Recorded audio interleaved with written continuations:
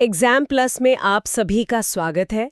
UP TET, C TET, super TET और UP police की तैयारी कर रहे सभी साथियों के लिए आज हम हिंदी व्याकरण का एक बहुत ही महत्वपूर्ण विषय लेकर आए हैं, व्यंजन। बिल्कुल। परीक्षाओं में यहाँ से सीधे सीधे सवाल पूछे जाते हैं और मुझे उम्मीद है कि आज की इस चर्चा के बाद व्यंजन से जुड़ा आपका कोई भी सवाल गलत नहीं होगा। जी, और आज हम दिए गए नोट्स के आधार पर व्यंजन के हर एक पहलू को बहुत ही सरल भाषा में समझेंगे। स्पर्श व्यंजन क्या है, अल्प प्राण महाप्राण का वो जो नियम है, अघोष सघोष में क्या अंतर है, मतलब सब कुछ बिल्कुल साफ हो जाएगा। बिल्कुल। व्यंजनों का वर्गीकरण अगर एक बार सही तरीके से समझ लिया जाए तो ये सबसे ज्यादा स्कोर दिलाने वाले विषयों में से एक है। ये नोट्स हमें एक बहुत ही व्यवस्थित तरीका देते हैं, हाँ। जिससे हम हर एक व्यंजन की सही पहचान करना सीखेंगे। तो चलिए इस विषय की गहराई में उतरते हैं। तो चलिए सबसे पहले और सबसे जरूरी सवाल से शुरू करते हैं। हिंदी में कुल मूल व्यंजनों की संख्या कितनी है? नोट्स के अनुसार ये संख्या 33 है जी। और इसका एक फॉर्मूला भी दिया गया है, 5x5 + 4 + 4, जिसे हम आगे समझेंगे। जी, इन्हीं 33 मूल व्यंजनों को मुख्य रूप से 3 श्रेणियों में बांटा गया है। अच्छा। पहली है स्पर्श व्यंजन, दूसरी अंतास्थ व्यंजन और तीसरी ऊष्म या जिसे हम संघर्षी व्यंजन भी कहते हैं। ठीक है, हम एक एक करके इन सभी को समझेंगे। तो सबसे पहले आते हैं स्पर्श व्यंजन पर। जी। इनकी संख्या 25 है। इन्हें वर्गीय व्यंजन या उदित व्यंजन भी कहा जाता है। इन्हें वर्गीय इसलिए कहते हैं क्योंकि ये 5 वर्गों में बटे हुए हैं। और इन वर्गों का आधार है उच्चारण स्थान, मतलब ध्वनि हमारे मुख के किस हिस्से से निकल रही है। चलिए इसे टेबल के अनुसार समझते हैं। जी। सबसे पहले है क वर्ग। जी। इसका उच्चारण स्थान है कंठ। कंठ। इसमें वर्ण है क, ख, ग, घ, ङ। आप बोलकर महसूस कर सकती हैं, आवाज सीधे गले से आ रही है। हाँ बिल्कुल, क, ख सीधे कंठ से। फिर आता है च वर्ग। इसका उच्चारण स्थान है तालु। इसमें वर्ण है च, छ, ज, झ, ञ। च, छ। हाँ, जीभ ऊपर तालु को छू रही है। उसके बाद है ट वर्ग। इसका उच्चारण स्थान मूर्धा है। वर्ण है ट, ठ, ड, ढ, ड़। और त वर्ग का उच्चारण स्थान दंत, मतलब दांत है। त, थ, द, ध, न। बिल्कुल। और आखिरी है प वर्ग, जिसका उच्चारण स्थान ओष्ठ यानी होंठ है। प, फ, ब, भ, म। दोनों होंठ मिल रहे हैं। सही। यहाँ पर कुछ खास बातें हैं जिन पर ध्यान देना बहुत जरूरी है। जैसे पंचमाक्षर क्या होते हैं? हर वर्ग का जो पांचवा अक्षर है, ङ, ञ, ण, न, म, इन्हें पंचमाक्षर कहते हैं। अच्छा। और इनका एक और महत्वपूर्ण नाम है नासिक्य व्यंजन। नासिक्य मतलब नाक से जुड़ा हुआ कुछ? जी, क्योंकि इनके उच्चारण में ध्वनि नाक से भी निकलती है। आप म बोलते समय नाक बंद करके देखिए, बोल ही नहीं पाएंगे। अरे हाँ, ये तो मैंने सोचा ही नहीं। यही इनकी पहचान है। नोट्स में एक स्पर्शी व्यंजन का भी जिक्र है। ये क्या है? ये तो स्पर्श व्यंजन जैसा ही है। ये एक बहुत ही बारीक अंतर है और यही परीक्षा में सवाल फंसता है। अच्छा। क, ट, त और प वर्ग के पहले 4 वर्णों को स्पर्शी व्यंजन कहा जाता है। इनकी कुल संख्या 16 होती है। तो चौवर्ग इसमें नहीं आता? कुछ भाषा वैज्ञानिकों से इसमें नहीं गिनते, क्योंकि च वर्ग में स्पर्श के साथ हल्का सा संघर्ष भी होता है। तो ये एक ऐसा बिंदु है जो परीक्षा में उलझा सकता है, इसलिए इसे याद रखना जरूरी है। समझ गई। अब उस टॉपिक पर आते हैं जिसमें अक्सर उलझन होती है, अल्प प्राण, महाप्राण, अघोष और सघोष। हाँ, नाम ही थोड़े मुश्किल लगते हैं। नोट्स में इसका एक बहुत ही आसान नियम दिया गया है। चलिए इसे समझते हैं। इसे 2 आधारों पर बांटा गया है। पहला है प्राणत्व, यानी श्वास या हवा की मात्रा के आधार पर। ठीक है। अल्प प्राण मतलब जिनके उच्चारण में कम हवा लगे। कम हवा। इसका नियम है हर वर्ग का पहला, तीसरा और 5वां वर्ण। जैसे क वर्ग में क, ग, ङ। और महाप्राण?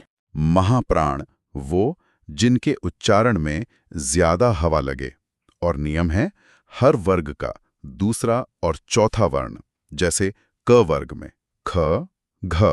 अच्छा, मतलब एक छोड़कर एक, 1, 3, 5 अल्प प्राण और 2, 4 महाप्राण। बिल्कुल। ठीक है। और दूसरा आधार? दूसरा आधार है घोषत्व, यानी स्वर तंत्री में कंपन के आधार पर। कंपन। जी।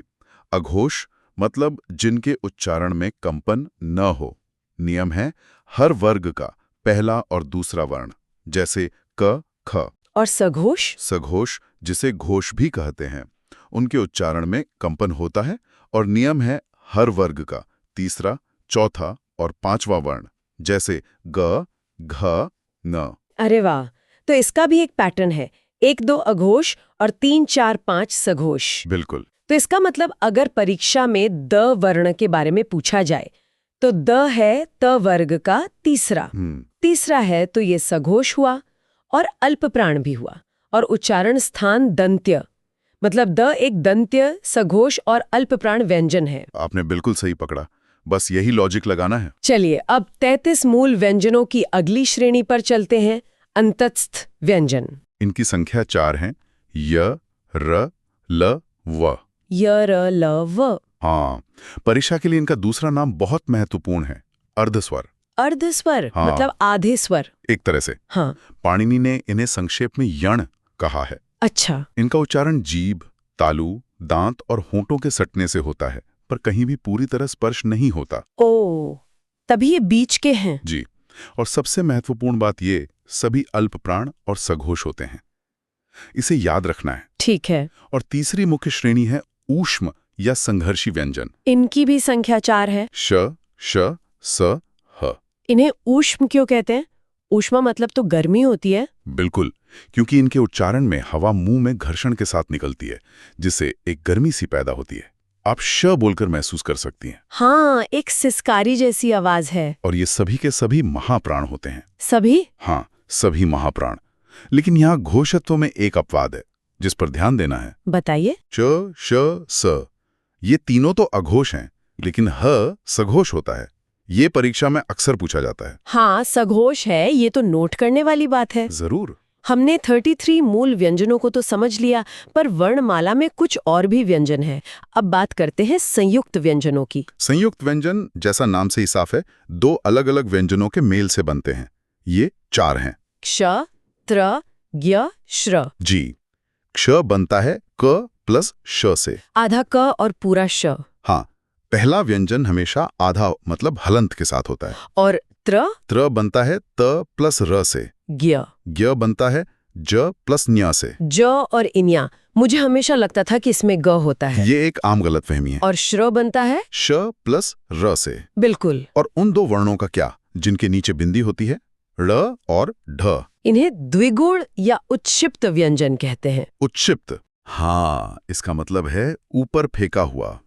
जब आप सड़क में ड़ बोलते हैं तो जीभ ऊपर मूर्धा को छूकर एक झटके से नीचे आती है। ओ हाँ, एक झटका सा लगता है। इनके और भी नाम हैं, द्विपृष्ठ या ताड़नजात ध्वनियां। और एक बहुत जरूरी बात, इन्हें विकसित व्यंजन भी कहा जाता है। विकसित? जी, क्योंकि ये संस्कृत में नहीं थे, ये हिंदी ने बाद में विकसित किए हैं। और इनकी सबसे बड़ी विशेषता है कि इन्हें स्वर रहित यानी आधा नहीं किया जा सकता। क्या? इन्हें आधा नहीं लिख सकते? कभी नहीं। आपने कभी आधा ड़ या ड़ नहीं देखा होगा। अरे वाह, ये तो सच में नई जानकारी है। तो इन सबको मिलाकर वर्णों की कुल गिनती क्या होती है? नोट्स में 2 अलग-अलग संख्याएं दी गई हैं, 44 और 52। इसमें हमेशा कंफ्यूजन होता है। जी, इसमें अक्सर भ्रम होता है। देखिए, जब हम मूल वर्णों की बात करते हैं तो वो 44 हैं। 44 कैसे? 11 स्वर और 33 मूल व्यंजन। अच्छा, 11 और 33 मतलब 44। जी, लेकिन जब हम कुल वर्णों की बात करते हैं तो ये संख्या 52 होती है। तो ये संख्या 44 से 52 तक कैसे पहुंचती है? इसमें 4 संयुक्त व्यंजन, 2 द्विगुण व्यंजन। मतलब 44 प्लस 4 प्लस 2, ये तो 50 हुए। अभी भी 2 बाकी हैं। हाँ, ये 2 हैं अयोगवाह। अयोगवाह? हाँ, अंक यानी अनुस्वार और अ यानी विसर्ग। इन्हें न तो पूरी तरह स्वर माना जाता है और न ही व्यंजन। मतलब ये बीच में है। बिल्कुल। इनका नाम ही है अयोग वाह, मतलब जो किसी स्वर की योग से उसके सहारे से चलें। इन 2 को जोड़कर संख्या 52 हो जाती है। तो आज हमने व्यंजनों की दुनिया की एक गहरी पड़ताल की। हमने 33 मूल व्यंजनों से शुरुआत की, जिन्हें 3 भागों में बांटा गया, स्पर्श, अंतःस्थ और ऊष्मा। फिर हमने अल्पप्राण महाप्राण के 1, 3, 5 बनाम 2, 4 के नियम और अघोष सघोष के 1, 2 बनाम 3, 4, 5 के नियम को समझा। हमने संयुक्त व्यंजन क्ष, त्र, ज्ञ, श्र, द्विगुण व्यंजन ढ़, ढ़ की खासियत और अयोगवाह अंग अह को भी जाना, जो मिलकर हिंदी वर्णमाला के 52 वर्णों को पूरा करते हैं। और वो छोटे छोटे बातें जैसे ह का सघोष होना या द्विगुण व्यंजन का आधा न हो पाना, यही छोटी छोटी बातें ही परीक्षा में आपको दूसरों से आगे करती हैं। बिल्कुल। याद रखिए, कॉन्सेप्ट्स को रटना नहीं, उनकी कहानी को समझना है। यही आपकी सफलता की कुंजी है। एग्जाम प्लस की पूरी टीम की ओर से आपको ढेर सारी शुभकामनाएं। शुभकामनाएं। मिलते हैं अगली बार एक नए और महत्वपूर्ण टॉपिक की गहरी पड़ताल के साथ।